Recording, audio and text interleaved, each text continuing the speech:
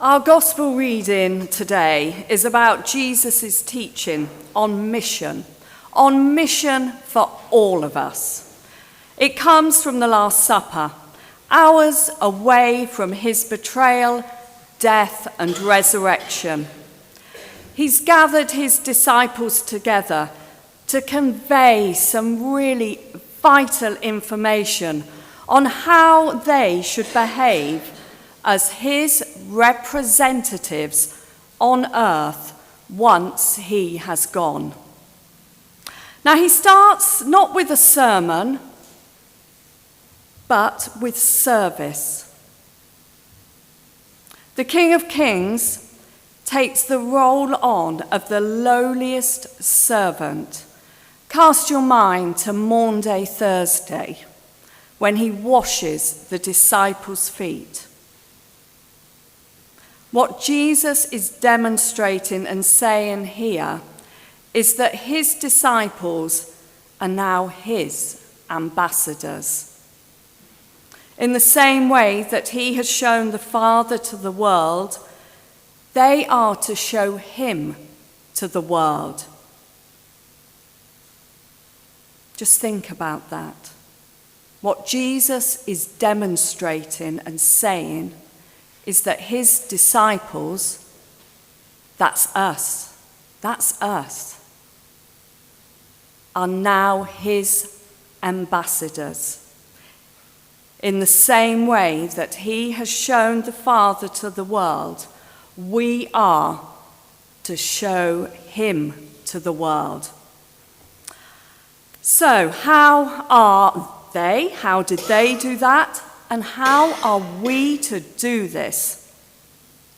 I believe it's by following his example. What Jesus was saying to the disciples are that they are to serve others, they are to remain humble, and they must not become proud or self-important. So, if we are to be at the heart of our community here in Wendover and show Jesus to those who don't know him, then we must be really deliberate in cultivating the same attitudes of being humble and serving others. Now, Jesus explicitly instructs his disciples to follow his example. On Maundy Thursday, when he's washing feet, he says, "You also should wash one another's feet." This instruction extends beyond the physical act of foot washing. It's calling to a broader call to selfless service and love. So in our daily lives, we must embody this attitude of humble service in all our interactions. Jesus links receiving of his messengers to receiving of himself and ultimately God the Father. Whoever receives the one I send receives me, and whoever receives me receives the one who sent me. This underscores the importance of the disciples' mission and the unity between Jesus and the Father. As Christians, we are his representatives in the world, and through our actions and our words, we bring others into contact with him.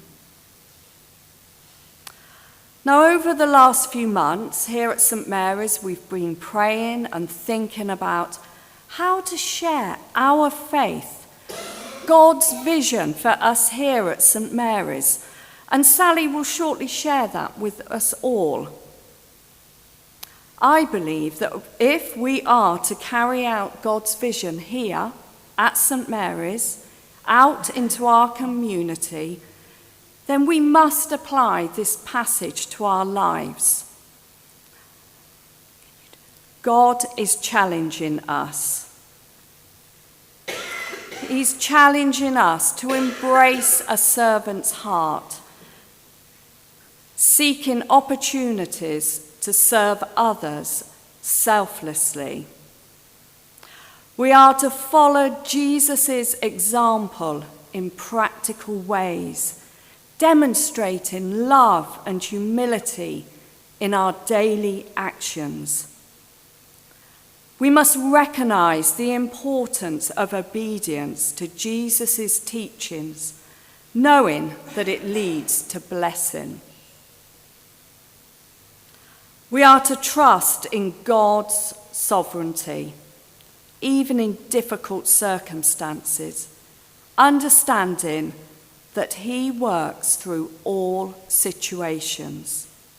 And finally, but not least, we are to represent Christ faithfully, knowing that through our lives, others may come to know and receive God. As we reflect on Jesus' example of washing the disciples' feet, may we be inspired to live lives marked by humble service, deep love, and unwavering faith in God's plan for us, for all of us, to be at the heart of the community. And we must remember, faith can move mountains, but don't be surprised if God hands you a shovel. Amen.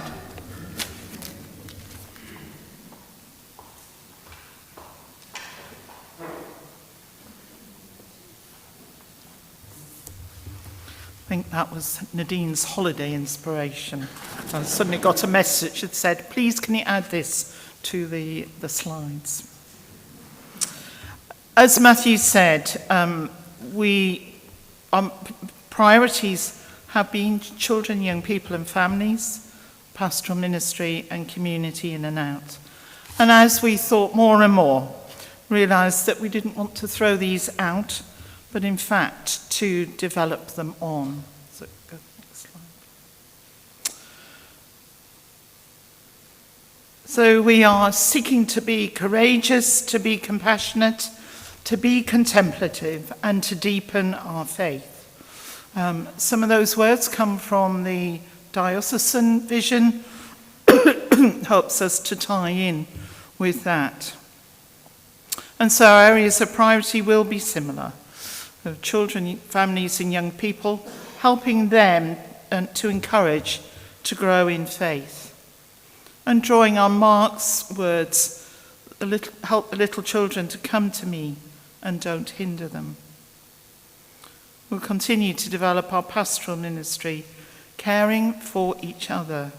And again, drawing on John 13, verses 34 and 35, we have the new commandment to love one another, that everyone will know that you are my disciples, if we love one another.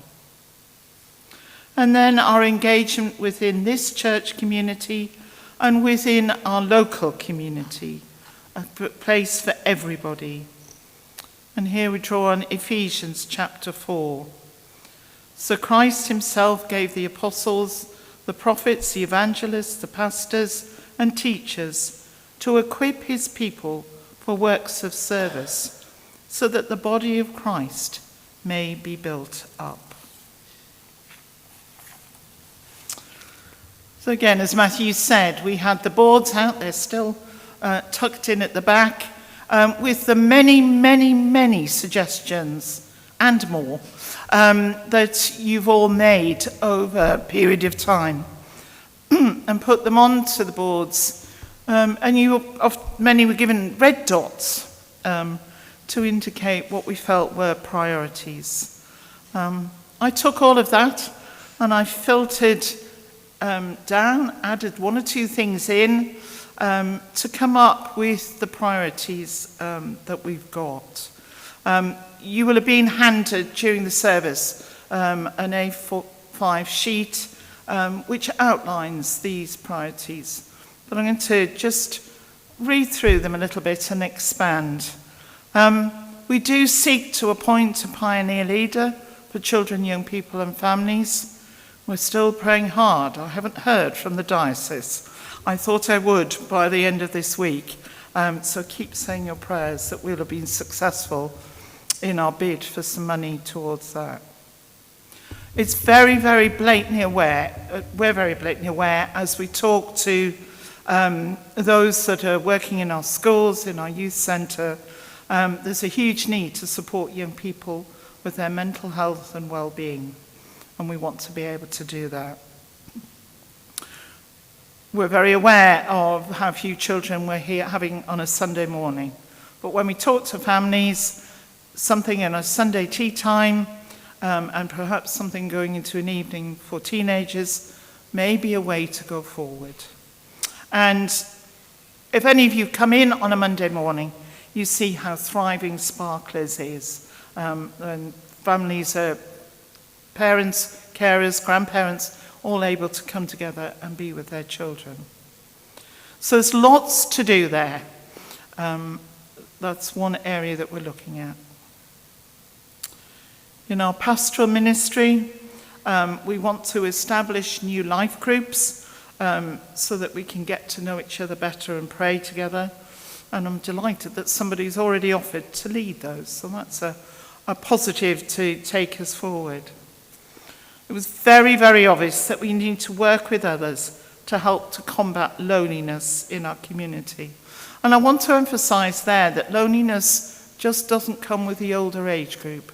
There are lonely people in every age group in our community, and it's finding ways to engage and to work alongside those people.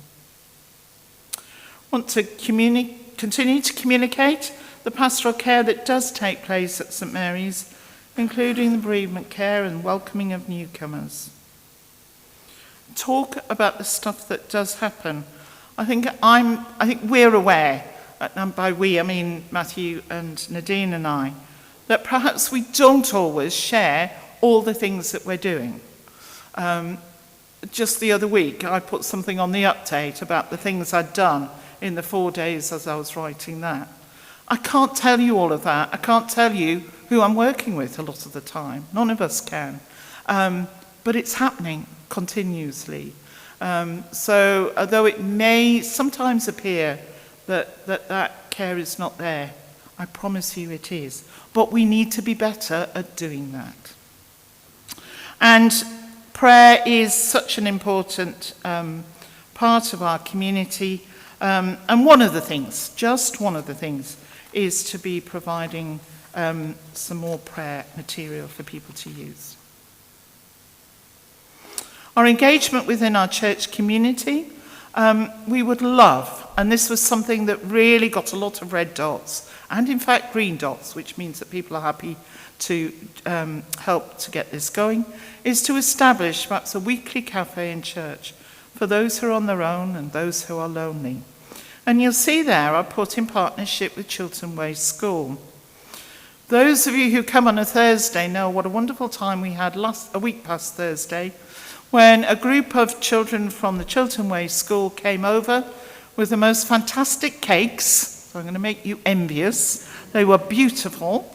The children all came in and spent time talking to the congregation, serving them, took a great interest in the church as well. And one of the people who's now working in that church, a man called Pete Robinson, who was at the Collett, his role is to build links with the community. So, that was just the very, very start of what we can be doing together with them to help to establish something here. It says about equipping the congregation to build confidence in sharing our faith. Matthew spoke about the project that he's going to be doing in the autumn. Last week, there's more about that on the update. And if you would be interested in helping him to think about what we need to be able to share our faith, then have a word afterwards. We'd love to plan opportunities to get together and to pray, perhaps an away day or a retreat. Continue our eco church work. And there are lots and lots of ideas of what we can be doing. Here's a really, really important one. To encourage financial giving to enable us to do the work that we're called to do, and to engage in fundraising together. Those of you who are at the APCM will remember Matt talking about our need to be covering some of the gaps that we do have in our financial situation. And we can't do the work that we would like to do if we haven't got the money to do it. And another thing that I'm hugely aware of is that there is every likelihood that by next November, November 25, unless we appoint somebody else, there'll only be me leading the church. So there's a parapet to look at and see what we do in encouraging more leadership within our church. And then finally, our engagement with our local community. One of the things is making greater use of our churchyard. Already, Sean has developed a trail that's at the back for people to use. We've had much encouragement to have a look at the centre, St Mary's Centre, how we can make that more attractive for use by the community. Try and have more social activities to shout about what we are doing, not just here, but through Wendover News and social media. And again, to me, this is really crucial, that we are more courageous in our engagement with those who are marginalised. So how can we make this happen? We can pray. That's the absolute important thing. Give. Give in time and financially. Encourage. Really think about encouraging others to get involved, to tell others, to get involved yourself. Help make something go from an idea to actually happening. I think that's what we've been not found very easy to do. Lots of people come up with all sorts of ideas, and I have started to say, then go and make it happen, because that is so important. And I say, we know we had the green dots about who people said who will help, and we might start to say, well, which green dot did you put down, and tell us. We will need to be developing groups to add detail behind what we've already said in the vision and to move things forward. When Nadine sent me that slide about having God's shovel, I'd already put this in, a picture that I actually showed in something I talked about in school the other day. All of this is God's work, but there's only our hands to make that all happen. So we need to be thinking about how we can each be involved. And that doesn't mean that those who are at the stage of not being able to actually physically do something can't be involved in other sorts of ways. But if we're going to make this our vision, we have to do that together and collectively pray about how we can move this all forward. So please take your sheets home. I do want to say that the PCC haven't finally endorsed this. Hopefully that's going to happen on Tuesday at our meeting. And then we will start to produce more that is around that we can share with other people. So thank you. So I'm going to do the notices now. Sorry, Ian. Just suddenly realised it made sense. So we have to have an extraordinary annual parishioners meeting. That's the bit, when we do the APCM, we have to do the one that elects church wardens first, and then we do the one that elects PCC members. So Sharon, would you come to the front? I'm not going to make you say anything, but just so people do see who you are.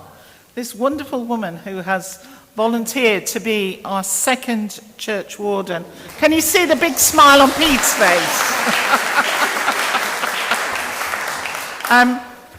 So Sharon has been nominated by 2 people. There are no other people that are standing, unless somebody else is desperate to join in. Therefore, if there aren't any objections, Sharon is duly elected as our second church warden. So thank you for that.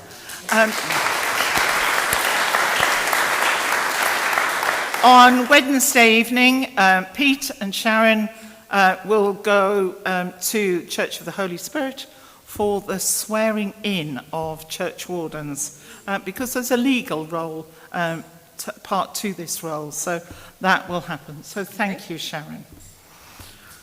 Now I'm going to rapidly move on, this doesn't need to be a formal meeting, but Richard, just stand up, please, so everybody can see you. Richard Williams, if you don't already know Richard, has very kindly agreed to be our treasurer, which is another wonderful thing to have happened. And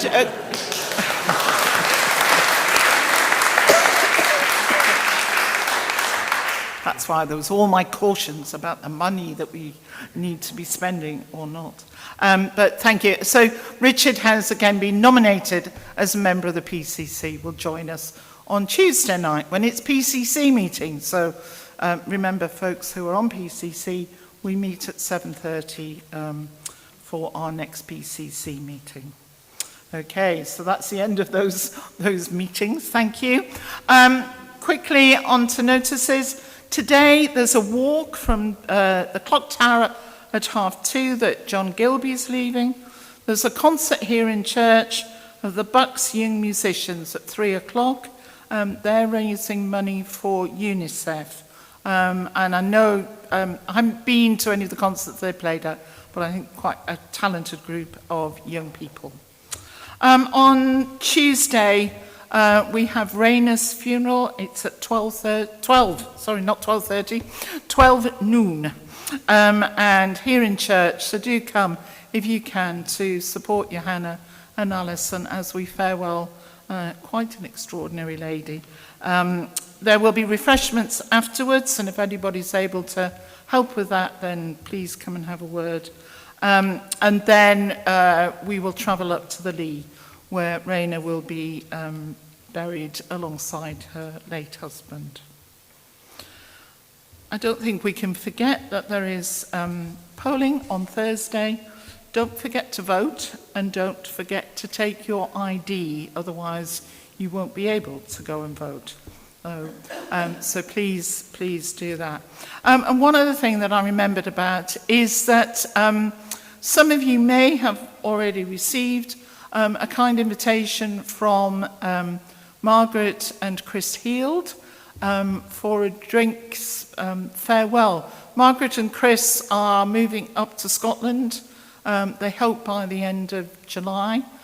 So on the 13th of July, between 6 and 9, at St Anne's Hall, there are drinks to call in and simply say goodbye to them. So Chris emailed and said, we think we've sent them to everybody, but if you haven't received an invitation, you are invited. So please note that.